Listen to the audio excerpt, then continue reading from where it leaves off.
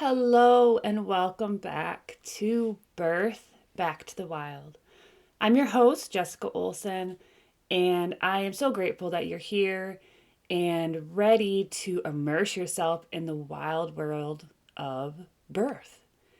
And for this first podcast, I'd like to just discuss what wild birth means to me, how I would describe it, why I feel it's so important, and why we've lost our connection with wild birth, our mammalian birth instincts, because there's a very important trauma, I guess we could say, wound that's been traveling through generations of women, and it can be hard to identify sometimes when we feel these fears and projected fears from society and the allopathic system of needing to birth in the hospital, or the danger that our body isn't capable of doing something that whether a baby is too big or you're over your due date or whatever it is, there's all these projections of fear to make us consent, essentially, but it's not really informed consent to inductions and C-sections. And that is why we're seeing record numbers of C-sections every year. And they are widely unnecessary, just wildly unnecessary. And I want to first note before we get into this, I understand that there are those very rare and unpredictable emergencies to where doctors, surgeons, and C-sections are absolutely life-saving and necessary. However, the way doctors today in the allopathic system, even midwives being kind of brought into this licensure as well, are falling into this protocol of kind of state oversight, and it's hard to even explain where this corrupted entity, this shadow of birth, let's just call it a shadow of birth in the industry, in the system, industrialized system. And midwives are being brought into this very same system when they are becoming licensed, and then lose their own sovereign spirit of why they became midwives. They kind of get brought into this entire system and forced into following certain protocols as well. So it's sad because it's not really the doctors and midwives that are to blame, in my opinion. The way I see it is it's people who have gone into these careers with intentions to do good and support women in birth. However, the way this industrialized system of allopathy oversees everything with their protocols and legalities, it forces them to be monitored and to go by certain protocols because of liabilities. And I want to say it first and foremost, birth is not a medical event. Therefore, as long as you are following a path to where the rare exceptions aren't coming up, and we're going to talk about what qualifies as normal birth and the rare exceptions, because things like preeclampsia is not a reason to induce, and I'm going to talk about my personal experience with that in the second podcast. However, preeclampsia, symptoms of preeclampsia are used all the time as a reason to induce. However, induction is adding risk to your birth. It is not benefiting. It's adding risk after risk when you are adding medications, when you're choosing to basically forcibly extract the baby before it's developmentally ready and energetically ready. And there's risks that come with that. Not only the drugs being used for induction, It's traumatic for the baby. It's traumatic for the mother.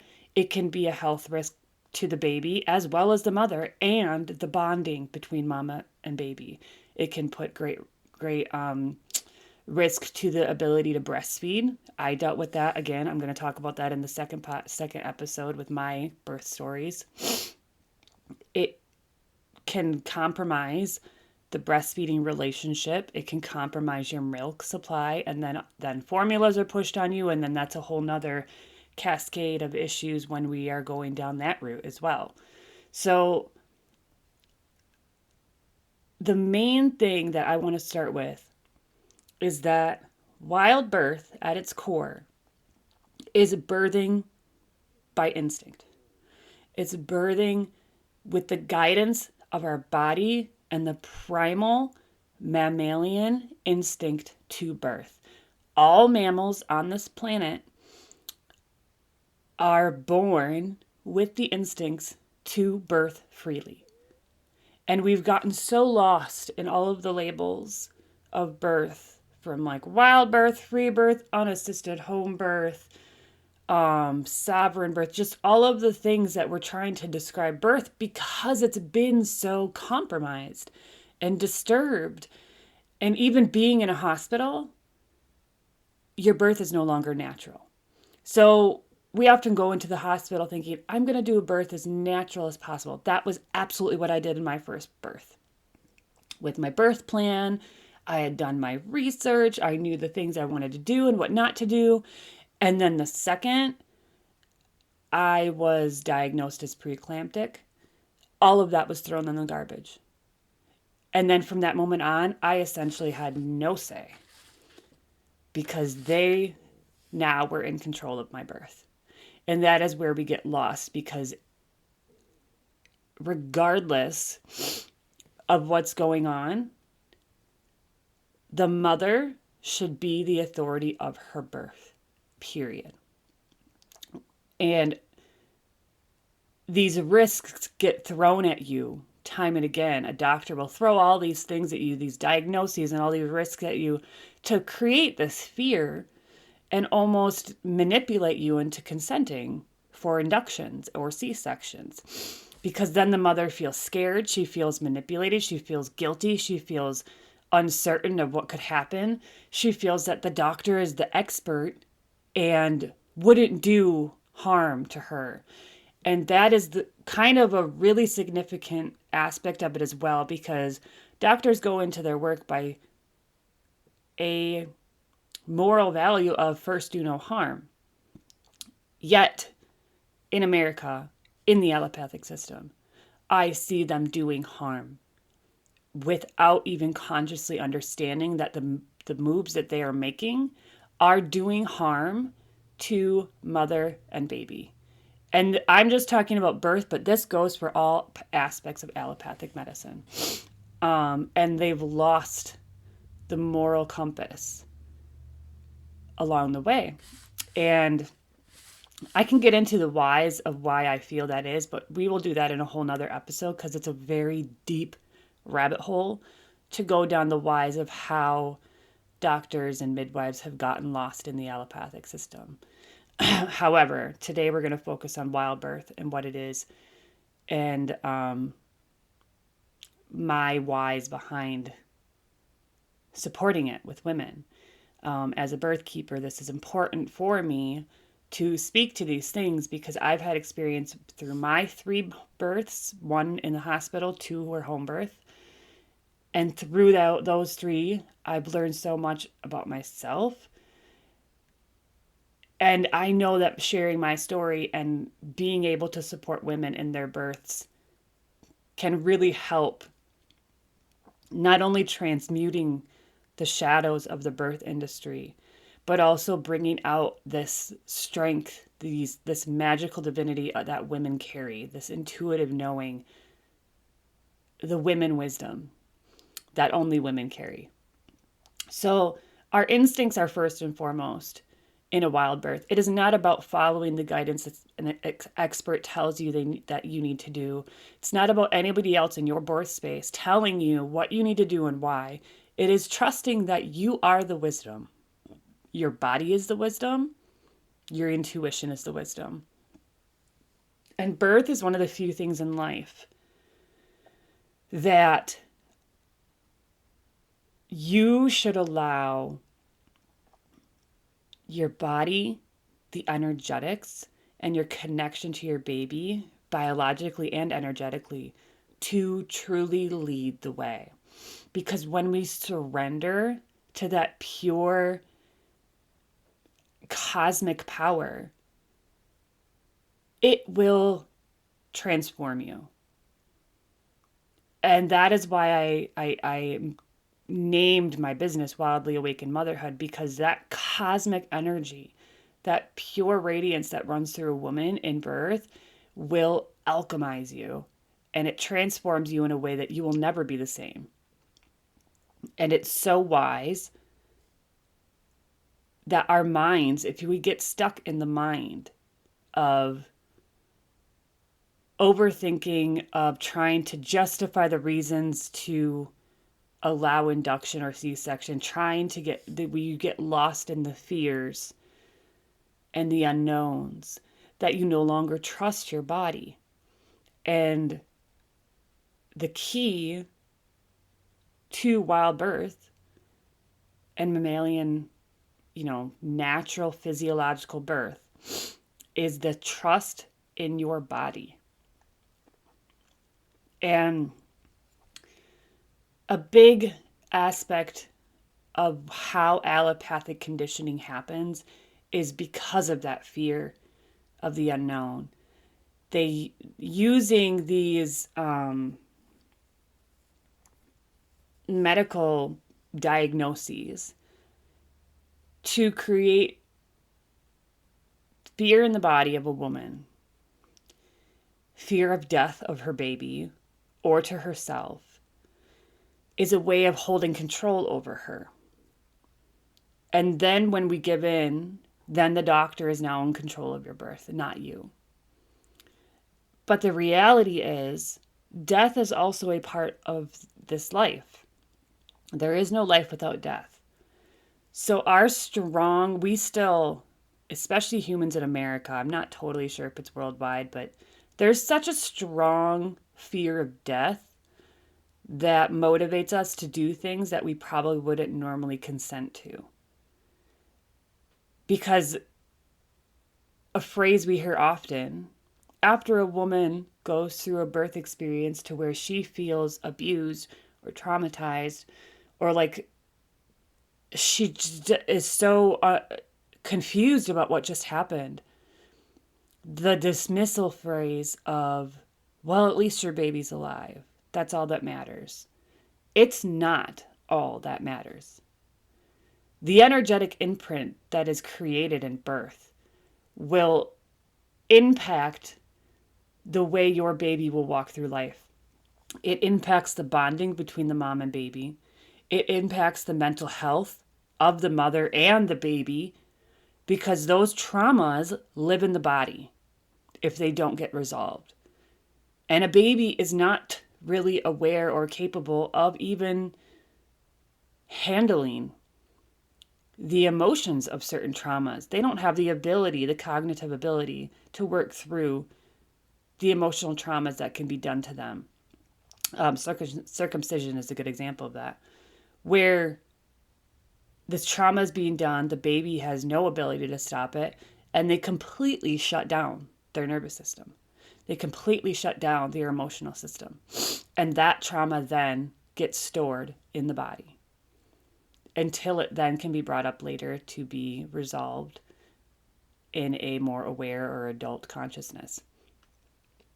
But the reason I feel there is such a high prevalence of postpartum depression in women today is a couple factors. One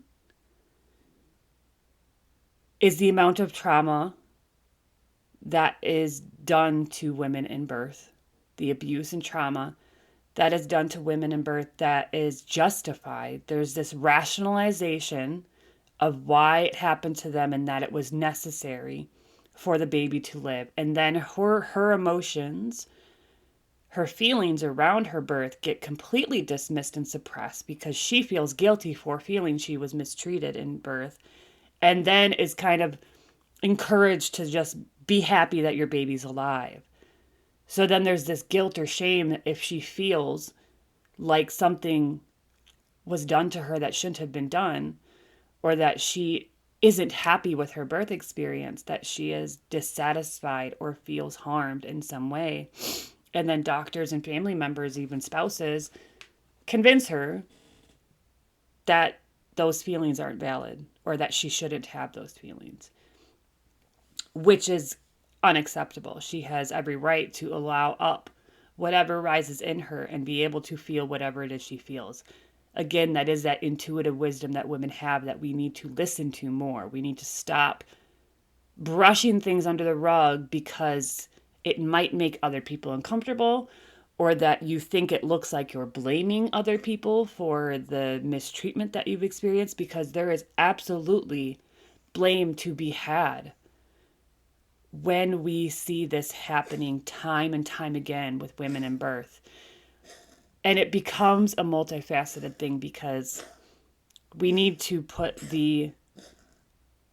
I don't want to say blame per se. There's accountability to be had on the doctors and the midwives in the industry, but there's also accountability to be had in us as women and mothers, because that is where our instincts come in. We need to be able to let go of a lot of these fears and conditioning we've been brought up into and step into our primal wisdom, our women's wisdom, these ancestral wisdom that we have to birth our babies freely, and know that we can say no. We can choose our birth experience. We are the authority of our birth. And when someone doesn't see you as the authority and doesn't treat you as the authority, then you can walk away. You are not obligated to keep the same doctor or midwife or even have one present. If you want to walk out of that hospital or out of that appointment and go home and birth on your own, you do that. That is completely your birthright. It is your sovereign responsibility to be able to reclaim your body and your birth, because birth is not a medical event. We're treating it like it's some sort of medical emergency, and then we wonder why it becomes medical emergencies in the hospital, because it's treated as such. Every little thing that comes up in a birth, a doctor is marking down, and slowly they take all of these little check marks and put you in C-section. Every little thing is another reason for them to induce you or give you another drug or give you more IV fluids or monitor you more and more and more until you end up in a C-section. All of it, when you submit in a hospital, will be a checklist toward your C-section.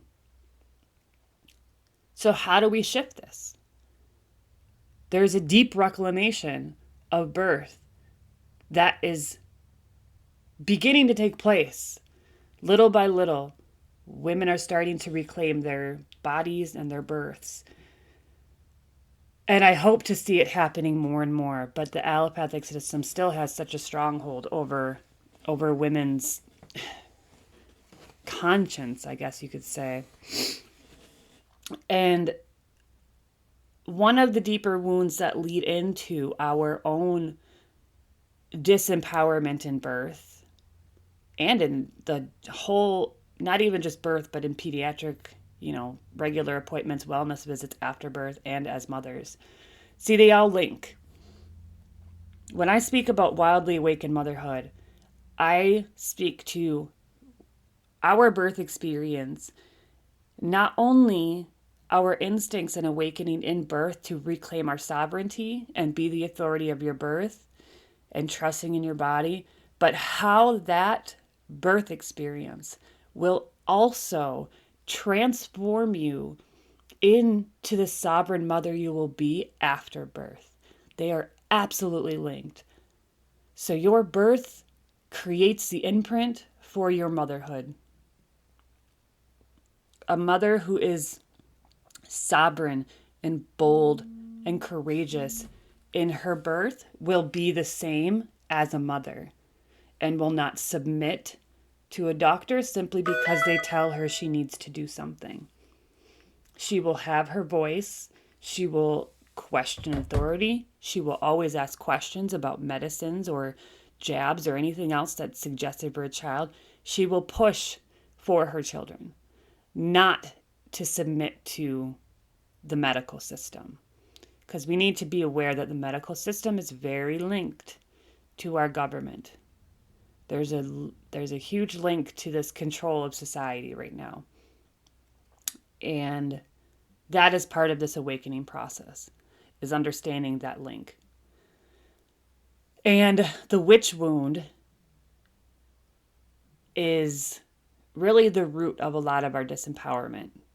It goes back millennia, really, of how women were persecuted for their wisdom, for their healing powers, for their connection with nature, trust in the body, the magic that lives within us. And then they were persecuted for that wisdom because it was a threat to the higher authorities at the time, the so-called power system. So then women then learn to hide their wisdom, to hide their healing capacities and their witchcraft, we'll say. And then gossip cultures begin to take root as well. Ratting out the neighbor or the friend or the family member who you think is a witch in order to save your own butt. And the gossiping that comes behind that. It became kind of a dog-eat-dog world of give up the other person to take the spotlight off of you. And that's been an ever-growing culture now. I said millennia. I feel like it, not really millennia, centuries. A few hundred years for sure. I feel like the prominence of that really began in the 1700s probably, when the persecution of witches really started to take hold. I believe, it's happened for a really long time. I don't necessarily know historically how long it's happening, but the more present day understanding of the persecution of witches began in like Northern Europe, Scotland-ish, from what I understand, in the mid to late 1700s, I think, possibly 1600s. I'd have to double check. And then it just progressed from there. It started in one country and then just progressed throughout Europe and then came into America. As America became established in 1776, we see the Salem witch trials. And that's the main one we ever hear about, is the Salem witch trials. Like it was just a one and done. That was the only thing that happened. Oh no. It happened long before that, and it happened in many different countries. And it is a war on women. Absolutely, the witch trials and the murder of witches, the persecution of witches, was a war on women's wisdom. Their divine, intuitive, magical wisdom. Period. So now we need to work to dissolve that wound in us, to liberate our soul and reclaim our power, reclaim our strength, reclaim our sovereignty, reclaim our voice. And there's so many different ways to do it. There's no really one right way to do shadow work, to heal the witch wound, to reclaim your power. It's very individual, but there are certain ways you can do it. And we're going to touch on some in upcoming podcasts. For me, I've dabbled in many different types of shadow work and dance, singing. I was a yoga teacher for a long time. I'm not quite as embedded in yoga as I used to be, but I find drumming to also be a big aspect. I've been getting into Celtic shamanism and how drumming really activates that primal instinct inside you, and it really brings up deeper wounds that go back more, go back longer into your ancestry, to bring up those wounds and alchemize that into your own power. So when we can let our body lead in birth, we are going to see a greater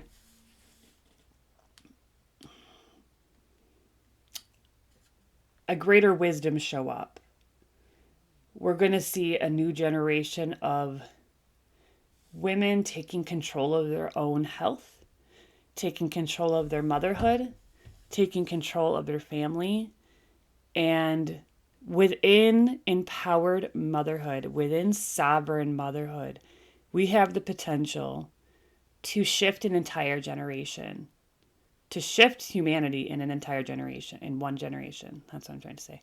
To shift humanity in a single generation when mothers allow that authentic and instinctual wisdom to rise up within them, to believe and trust in their magical guidance, their divinity, and the power of their own intuition, and understanding the difference between instinct and intuition, as well as intuition and trauma responses. So I'm going to leave it at that, because if you want to venture into those little things a little deeper, I welcome you to. I've had some videos on my YouTube and my Instagram about that. Instincts versus intuition, and intuition versus trauma responses, and allowing that authentic essence to bleed out of you. There's a raw vulnerability to coming back to your body and listening to your body. And the next episode, I'm going to talk about my birth story.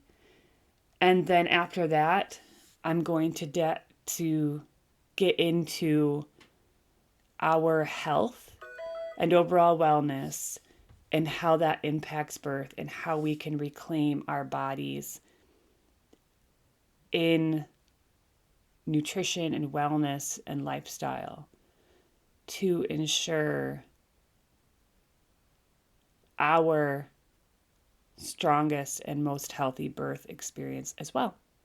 So I thank you for being here. I appreciate you. You can follow me on Instagram, Wildly Awakened Motherhood, as well as on YouTube, Wildly Awakened. I think it's titled Wildly Awakened Motherhood, though.